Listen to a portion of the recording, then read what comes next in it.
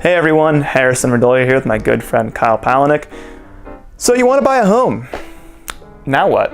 What's the first thing you do? Well, as a realtor, I would tell you the first thing to do would be to get pre-approved, even if you're thinking about it 1 to 2 to 3 years down the road. I'll give you an analogy that might help explain my reasoning here.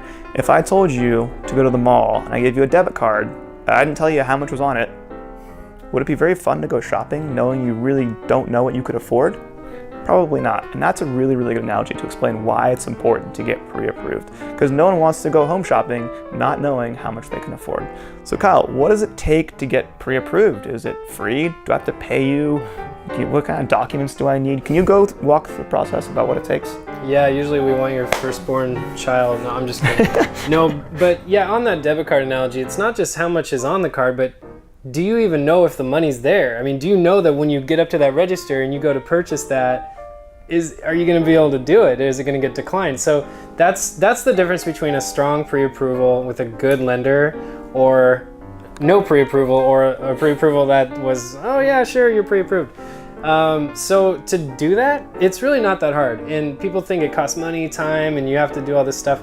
It's really not a heavy process. And as long as you have that conversation where you know what you want, we get to identify your goals.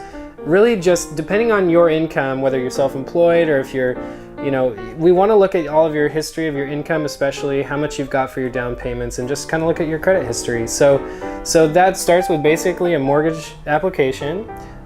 We usually like to look at some kind of pay stubs or your previous W-2s from last year and your tax returns.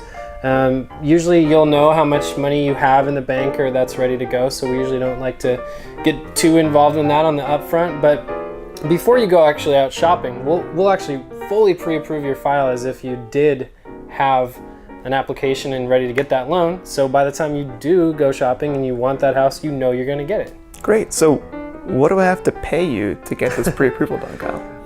I am free. Free of charge. Free of charge. Pre-approvals are really quite easy. In fact, I'd say a successful pre-approval meeting, which we call a discovery call to identify your goals, it's usually something that's educating as well. So you get to learn a lot about what to expect in the process. We're here to answer all your questions that you need to know to have that confidence you need. But yeah, it's free. So even if you're not buying a home tomorrow or in the next 2 months or 3 months, and you're thinking about it maybe 6, 12, 18 months down the line, we encourage you to get pre-approved. Again, it's free, it's easy, it's not time consuming. So if you have any questions, feel free to email us or call us and we'll be happy to help you.